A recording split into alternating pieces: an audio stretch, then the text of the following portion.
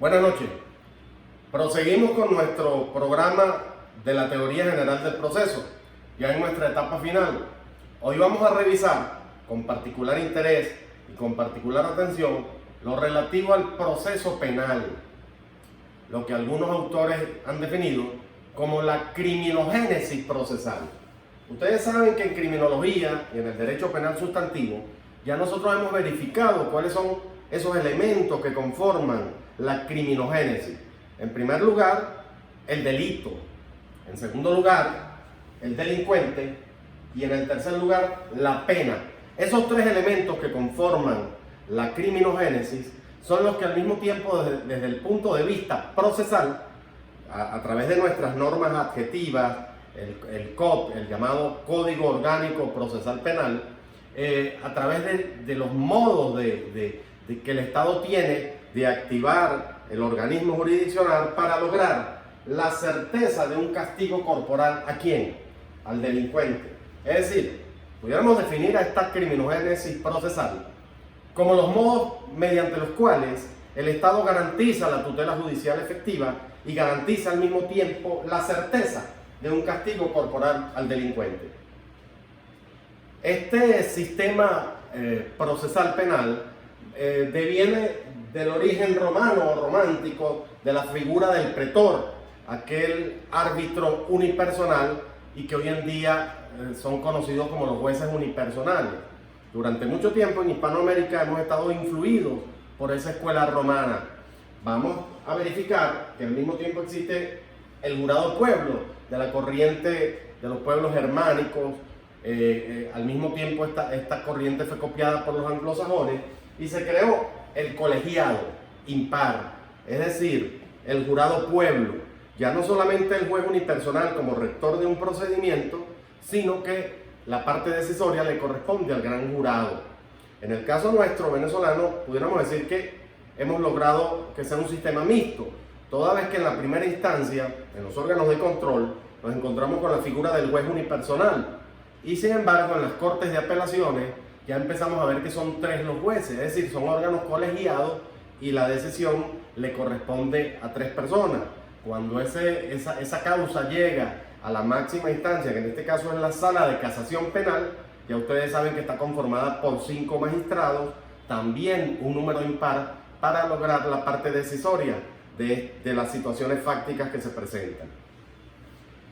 Pudiéramos hablar de que nuestro sistema y que nuestro proceso penal es un sistema acusatorio y público. Ahí es donde se destaca la participación del Ministerio Público a través de sus órganos de Fiscalía General del Estado y que algunos autores llaman como la vindicta pública. ¿Qué es la vindicta pública? Bueno, es el señalamiento público, señalar con el dedo: yo te acuso, yo te imputo, yo te demando, yo te señalo. Es decir, vindicar, señalar públicamente la situación acusatoria. Por eso se dice que es un sistema acusatorio y que es ejercido en gran parte del proceso por la Fiscalía del Ministerio Público. Vamos a verificar al mismo tiempo que hay diversos modos de proceder para la persecución criminal. La primera forma es la denuncia. Es cuando el ciudadano que se siente agraviado por una situación va a los órganos de policía o va directamente a la Fiscalía del Ministerio Público a denunciar que ha sido víctima de una situación fáctica de índole criminal. El otro modo de proceder tiene que ver con el oficio, cuando un despacho del Estado verifica y solicita al Ministerio Público la persecución o la iniciación de un procedimiento penal, o cuando el mismo órgano inquisitivo de protección policial acomete aquellos hechos donde hay consumación de un hecho a través de lo que llamamos la flagrancia, es decir, eso es un modo de proceder de oficio. El otro modo de proceder es el de la acusación, cuando el fiscal acusa por ante un órgano de control a un ciudadano por un hecho determinado. Y el otro modo de proceder es la querella privada, cuando la parte victimada, la víctima, pues en este caso a través de sus órganos representantes, de sus apoderados, se convierte en querellante de una situación fáctica. Vamos a hacer una pausa y vamos a continuar con lo relativo a las fases de ese procedimiento penal. Ya regresamos. Vamos entonces a verificar las fases mediante las cuales se instruye ese proceso penal. Primera instancia tiene órganos de control, órganos de juicio y órganos de ejecución. Esos órganos de control son los que se preparan para instruir, para iniciar la fase inicial de este procedimiento a través de las llamadas audiencias de presentación y de las audiencias preliminares. Esas audiencias de presentación es cuando los órganos de investigación criminal policial presentan al imputado ante los tribunales, en este caso el órgano de control. Esas son audiencias que se celebran no más allá de 48 horas posteriores a la detención. En esa audiencia de presentación, el juez de control determina si hay méritos para proseguir un juicio o si hay méritos para cerrar aquel caso. Posteriormente nos encontramos con las audiencias preliminares. Es la fase de instrucción preparatoria, instructora de un juicio, mediante las cuales el imputado puede asumir la culpa que se le está imputando para evitar el juicio. Cumplida esta etapa de control, de instrucción, de abocamiento de pruebas, de la cadena de custodia, pasamos a la fase más importante, que es la fase de juicio. Allí es donde realmente se debate, ahí es donde el argumento del abogado, la oralidad, el testimonio, la sagacidad, la agudeza, la preparación técnica para ejecutar aquel juicio es lo que nos lleva al triunfo. Es decir, es el dinámico ejercicio de todo lo que hemos aprendido en la carrera: la oralidad, los testimonios, cómo evacuar una prueba, cómo promover testigos. Es decir, es la parte vital del procedimiento penal y es lo que llamamos la etapa de juicio. Anteriormente, cuando entraba en vigencia nuestro Código Orgánico Procesal Penal a mediados o a comienzos del milenio, existía la figura de los escabinos. Es decir, había un juez de juicio acompañado de dos escabinos que eran escogidos mediante un sistema aleatorio donde intervenía el Consejo Nacional Electoral para que dos personas de la ciudadanía común participaran en aquellos juicios.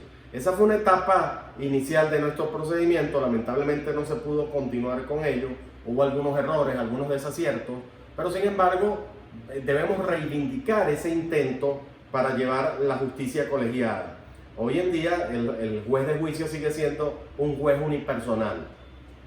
Vamos a otra etapa de esa primera instancia penal, que es los llamados jueces de ejecución.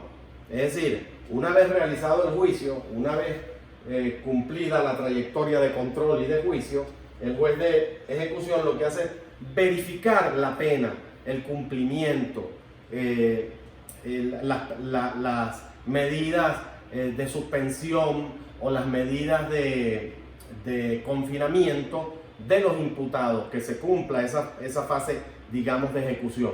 En esa segunda instancia o segundo elemento para que se lleve a cabo la criminogénesis procesal, nos encontramos con las cortes de apelación, que, como lo dijimos anteriormente, son órganos colegiados integrados por 3 jueces, mediante los cuales en un solo efecto o en ambos efectos conocen de las apelaciones que hagan las partes del proceso judicial. Finalmente, vamos a conversar un poquito sobre algo que ha resultado muy polémico en los últimos años en Venezuela, a partir de los años 2006-2007, cuando entra en vigencia los llamados efectos suspensivos de la pena, de la decisión de los órganos penales. Es decir, pareciera que se le adjudicó a la Fiscalía la potestad o la decisión final sobre la libertad de una persona. Esto, desde luego, es atentatorio contra el carácter sentenciador, contra el carácter discrecional de los jueces a la hora de tomar decisiones. Es decir, pareciera que la Fiscalía se convirtió en una especie de rector del proceso penal, a lo cual los jueces nos estamos oponiendo, y hay mucha polémica en este momento en Venezuela sobre el mismo. Pues. ¿Hasta qué punto es válido los efectos suspensivos de la decisión de los jueces? Porque pareciera que hemos dejado de ser jueces para dejar todos en manos de la Fiscalía. Esto ha generado mucha polémica, y cuando un juez decide la libertad de una persona, eso tiene que cumplirse inmediatamente, perentoriamente, porque para eso uno tiene la condición de juez, pues, para que tus decisiones no sean de ninguna manera impugnadas por un órgano de inferior jerarquía. Es decir, pareciera que la autoridad de los jueces quedó en cuestionamiento frente a estos efectos suspensivos de la pena o de la decisión, que de alguna forma vienen a contravenir la independencia y la majestad del Poder Judicial. Esos son temas muy polémicos. Ustedes, estudiantes, tienen que abocarse, tienen que familiarizarse con estos conceptos, y ojalá en los años venideros o en los meses, en las reformas que seguramente encontraremos en nuestro proceso judicial, esta nefasta práctica de los efectos suspensivos de la decisión queden sin efecto, para que volvamos a tener en nuestros órganos judiciales la majestad necesaria para administrar justicia. Esto es todo. Espero que esta clase haya sido de su agrado, y nos esperamos pronto en otra próxima intervención de nuestra teoría general del proceso. Muchísimas gracias.